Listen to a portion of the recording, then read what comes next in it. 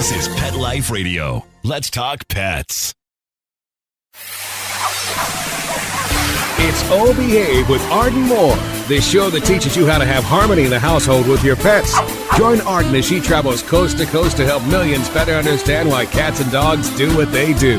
Get the latest scoop on famous faces, their perfectly pampered pets, and who's walking who in Rin Tin Tinseltown. From famous pet experts and best-selling authors to television and movie stars, you'll get the latest buzz from wagging tongues and tails. Garner great pet tips and have a doggone fur-flying fun time. So get ready for the pause and applause as we unleash your Oh Behave host, America's pet edutainer, Arden Moore.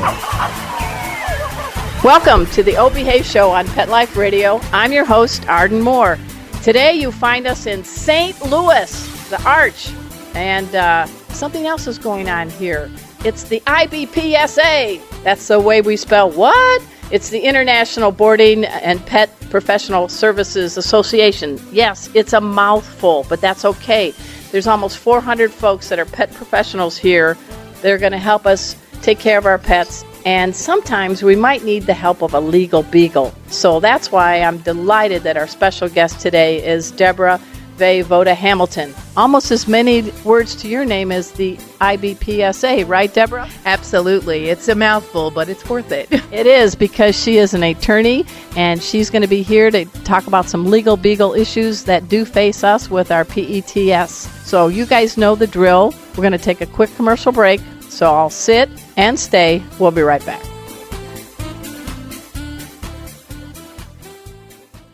Put on a perfectly pawsome pet party. Having an awesome birthday or adoption day celebration for your four-legged friend? Or just want a fun excuse to throw a fun party with your friends from the dog park?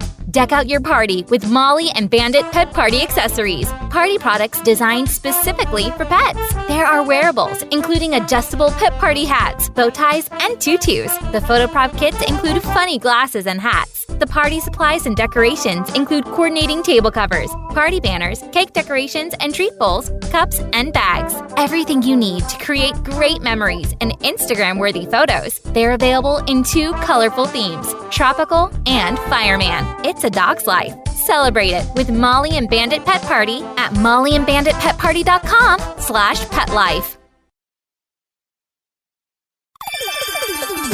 Let's talk pets on PetLifeRadio.com. Oh Behave is back with more tail-wagging ways to achieve harmony in the household with your pets. Now back to your fetching host, America's pet edutainer, Arden Moore. Welcome back to the Oh Behave Show on Pet Life Radio. I'm your host, Arden Moore. I have been looking forward to this interview. We have with us an attorney, not just an attorney, the attorney when it comes to all things dealing with pets. Think about it, guys. One of the things that are involved in divorces, sometimes people just say, you just take the house, you just take the car. No, you're not taking the pet. So we're going to find out a little bit about how to handle some pet disputes that get people barking up the wrong tree. Debra Vey Voda-Hamilton is the keynote speaker at the International Boarding and Pet Services Association conference here in St. Louis this week. I love the name of your keynote, Being Happy in Your Workplace, How to Build Client and Financial Capital by Learning Key Conflict Resolution Tools. But you all know that everybody that's here attending is probably a pet parent, right, Deborah? Absolutely, and so am I, because we all love our pets and we all have our emotions on our sleeves when anything comes up involving our pets. You spoke about divorce. You can have a breeder-owner-handler disagreement. You can have a neighbor who doesn't like your barking dog. And have you made a plan for your pet long-term, short-term? So there's so much to talk about. I can't wait till you start asking me some questions and we get crazy. Yeah, and don't worry, we're not going to have any hissy fits or bark-offs, but let's get into the D word first. You get married. You think you meet the mate of your dreams. In my case, I got married a year ago, and we merged our pets, so we have a furry Brady Bunch. But, we're hoping everything goes well. At my age, I should know who I am, and we have a sense of humor, so we've been through 3 phases of renovations. We've merged the pets successfully, and we've traveled. So I'm still in wedded bliss. But sometimes people decide that it's not working. So there comes the most priceless asset that probably causes the most hissing. And I'm talking about, what do you do about the pets? So talk about pets and divorce. Well, it's interesting because it's not only the pets of divorce, but it's the pets of relationships. Most relationships start and they think it's a great idea to get a pet, but they never think about what will happen to the pet if something happens to the relationship.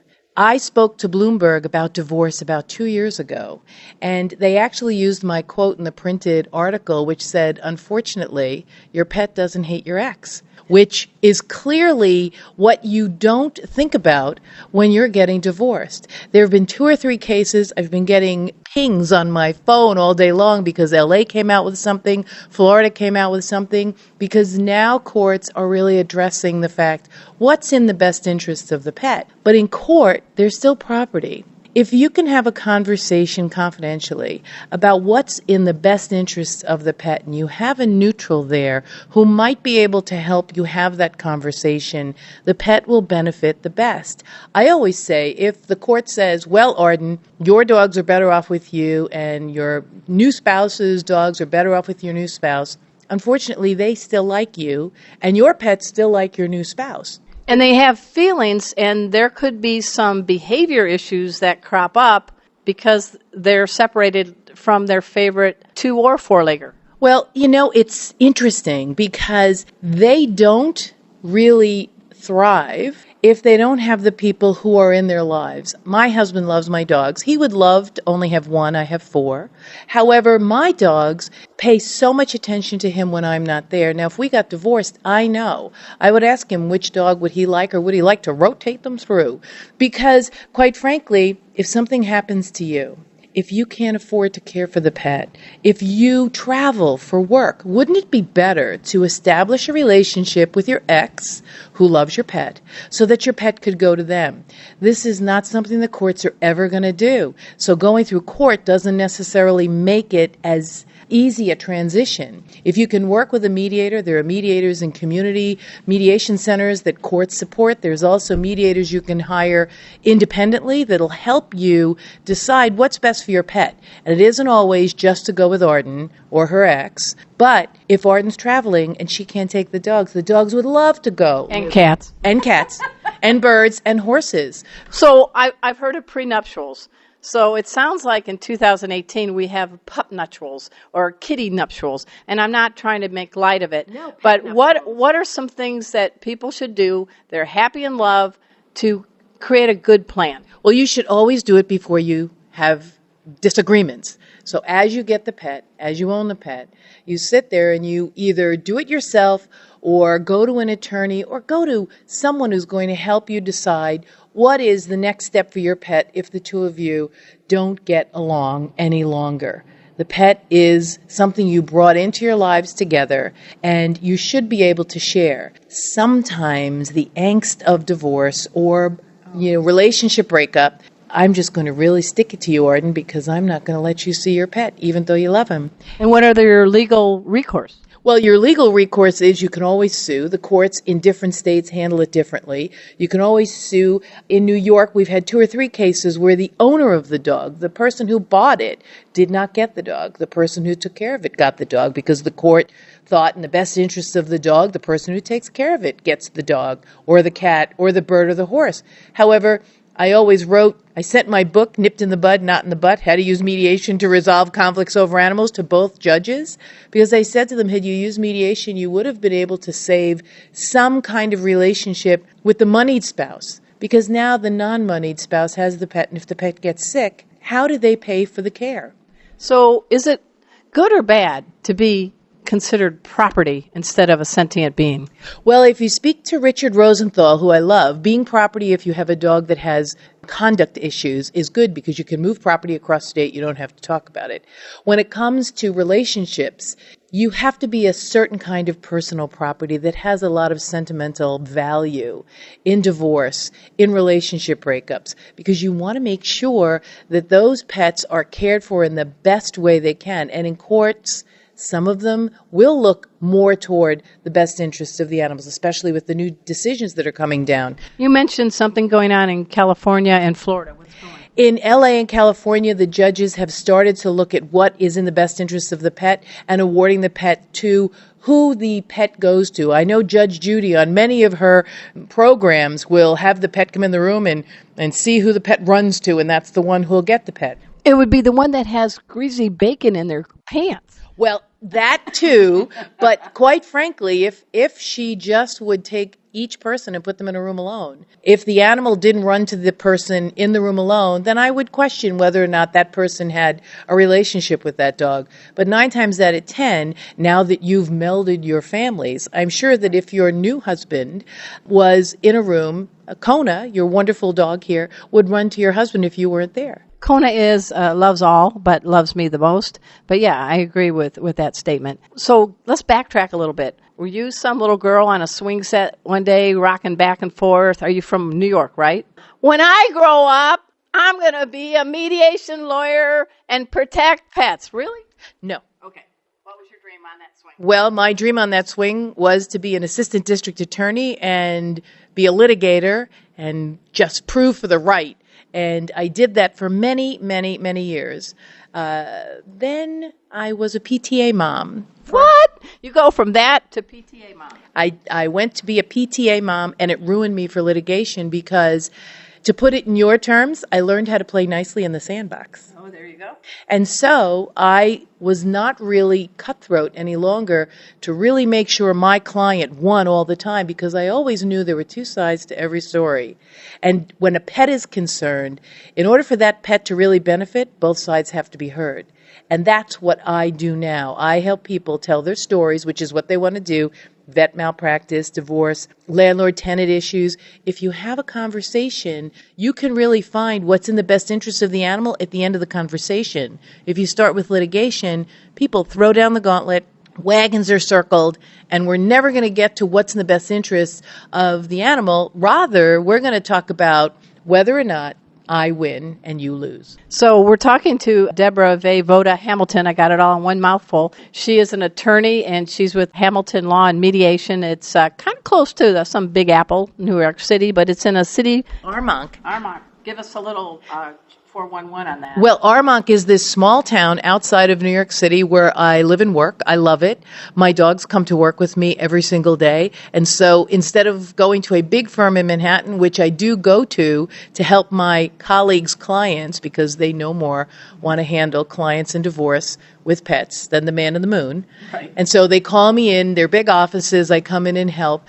But I like to stay in my office, which is sort of set up like a living room, so that people sit, and if they can bring their own dog, great, but most of the time they're afraid. There's a lot of fear that somebody will grab the dog and run. So I bring my dogs in, and it lowers the temperature in the room, no matter what the conflict is, unless, of course, it's a conflict between someone who doesn't like animals and people who have animals that are annoying to people who don't. So you got a bunch of 4-legged puppy Prozackers there. So give us, you've got 3 Irish setters and 1 long-haired dachshund. All right, this is their time for fame. It is. So I have 2 champion Irish setters, Roxy and Athena, and then I have a young dog who's only 22 months old. His name is Junie. His nickname is Naughty Junie, and that's not because he's naughty. It's because his mother is working so hard she hasn't really trained him. And then we have the matriarch, which is the dachshund, Buffy. She was named after Jimmy Buffett. Her name is Party Girl. She into Mutt Margarita? She is into Mutt Margarita. That would be Buffle. Well, I spent many years at the Florida Sun Sentinel, so I'm very keen on the Buffett bash. Buffett. Yeah. Hey, I know we're talking legal beagle things with you, Attorney Deb, but everybody, 2, 3, and 4-leggers, love to party, and it's my honor and pleasure to let people know about the Molly and Bandit Pet Party Accessories. Hey, Halloween's coming up, and so are the holidays. And if you have a special birthday or an adoption day celebration for your four-legged friend, or hey, you just want an excuse to throw a party with well-behaved pets, we've got the answer. Check out the Molly and Bandit Pet Party Accessories. They've got tons of great things. We're talking party hats, bow ties, even tutus. All of this and more, just go to, ready for it, www.mollyandbanditpetparty.com/petlife. Let me give it to you one more time. mollyandbanditpetparty.com/petlife. You know, you can make it a dog's life, and you can celebrate with the Molly and Bandit Pet Party Accessories. Pause up. I got to give you a little, what the heck, and where is this being recorded? Well, we're in this really messy side room at a beautiful hotel in St. Louis, where is the site for the IBPSA, that's International Boarding Pet Services Association. They're having a conference. These are folks that are like pet sitters, dog walkers, kennels, you name it. And the keynote, who is here with me, is Attorney Debra Vey Voda-Hamilton. And right now she's given my beautiful dog, pet safety dog, Kona, some scratches under the chin. Don't you feel calm already? I do feel calm, and I think Kona is too. His eyes are closed, or her eyes are closed. Yeah, Kona actually means lady in Hawaiian. Ooh, so then it is a lady. I'm so sorry. See, she didn't check under the hood, Kona. She was polite. You've been a prosecutor. You've done different aspects of law. It's 2018. Do you think law schools now need to start paying attention to more animal issues? Well, I think they do. I think animal law has grown in leaps and bounds. When I went to law school, there was no such thing as animal law, and that was back in the Stone Age. We were chipping on stone. She's probably younger than me, guys. But in any event, now there's huge animal law clinics. Lewis and Clark has them. Harvard has them. However, I think that they're really focused on animal rights, animal welfare, and not necessarily focused on the ability of people to enjoy their pets as they find them. Whether they want a purebred dog or a mixed-bred dog like Kona here, you have to be able to have what you want. And everybody has to talk to each other. And I think that what happens is you get sort of a dog worrying a bone. You have one point of view, and that's all you're going to think about. And the dogs suffer. Yep. The purebred dogs suffer, and the mixed breed dogs suffer. So we really need to all get on the same page, and that's why I stopped litigating. I hung up my litigation pumps, and I said, I'm going to facilitate conversations between people with differing ideas. And that's what I do now. So whether it's, people at the dog park who have issues. Yeah, let's get into that, because some people love, others loathe dog parks. And you could have a very well-behaved dog, and I'm actually a master in pet first aid. I have had to deal with providing medical care to stabilize to get him to a vet with fights at dog park. What's happening at the dog parks? Because there's really no supervision. There's these wink rules, and you should have up-to-date on their shots, but I've seen too many intact dogs that have behavior issues that the folks think that they'll just work them out at a dog park. Yeah, they'll just be, beaten up by the bigger dog. And little dogs can really be injured, as you know, very seriously if they piss off a big dog. Yeah. And it takes a long time to piss off a big dog, usually. Yeah. But when you do, it's like, a waking Mount Vesuvius. I always say if you're going to go to a dog park, make sure you know the dogs who are there before you go. If you don't know a dog that's there, don't go in. Err on the side of saying, your dog might be the sweetest dog walking the face of the earth, but I'm going to keep my dog on a leash and see how my dog reacts to your dog. Because you can't read your dog's mind. Well, maybe Kona. But sometimes you can't read the dog's mind, and you really need to know if this dog is going to get along with the other dog. I don't necessarily feel that dog parks are the best place to give your dog exercise, but because of the germs, beside the fact that you have, like you said, are they vaccinated? Are they dewormed? Why not have a pup party in your backyard? Absolutely. That's what I do all the time. We have birthday parties for every litter in my world. Every 2 or 3 months we have a big pup party, but we know the dogs that are coming, and Right. It's limited to 5 or 6. Once you get 10, 15, 20 dogs in a room, we just had a program here at IBPSA, and they said, yeah, we leave 20 or 30 dogs to run in the room, and I'm like, I was shaking my head. That's called canine chaos. Yes, and I was shaking my head and I'm going, oh my God, if chaos breaks out, are they trained, like you said, to separate them so no one gets hurt? And even if they're all big dogs together and all little dogs together, it really, 5 or 6 is my max, and you really want to keep them safe. So let's say you're at a dog park, or you've got your dog boarded at a reputable doggy daycare or boarding facility, and a big dog somehow gets hold of your little dog, and it's a shake, and that's it, and your dog passes away. People think they can sue for millions. I have a certified therapy pet who's part of my business, teaching pet first aid and behavior, and my cat. If something happened to them, there's no millions, and that really wouldn't replace my pet. But what is the reality if something happens where a pet is really severely injured, requires a lot of veterinary care, or it dies because of the attack? Well, the reality is you have to deal with the insurance company for the pet service provider. So you're dealing with them, and they're going to see whether or not the pet service provider was negligent or not. It's very hard to prove all the time negligence, not an easy thing to prove. But a lot of these places have cameras now. Absolutely. They have cameras so you can see what's going on. So you might be able to get all of your expenses of trying to save your dog or cat's life. You might be able to do that. Replacement cost for your pet. So if your pet comes from a shelter for $150, that's replacement costs. If you buy a purebred dog and it costs you $1,500, that's replacement cost. What I always work on is you really want to have the person whose dog was lost be part of the solution. So if you have a dog or a cat who's lost at a pet service provider, be the person who sits down, has a conversation with that person and says, please help us.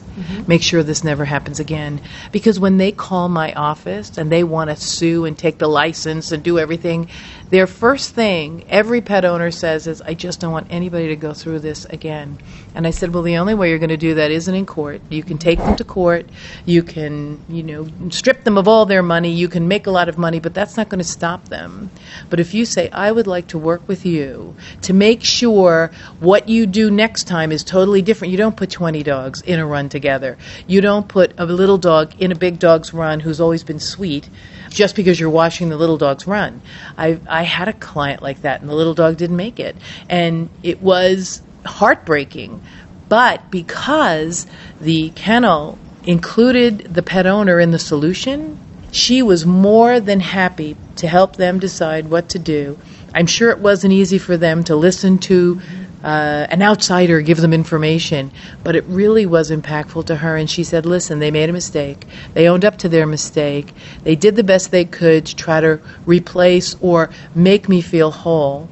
And they allowed me to help them to make sure this never happened again. It was so much more impactful than going to court and getting awarded thousands of dollars. So what? They're still going to not necessarily have something in place.